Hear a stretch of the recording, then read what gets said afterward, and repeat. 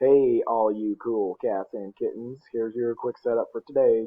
Anytime you see a link in green, you need to click on it. All right, anytime you see a red box, you need to type your answer in. This one's just an example.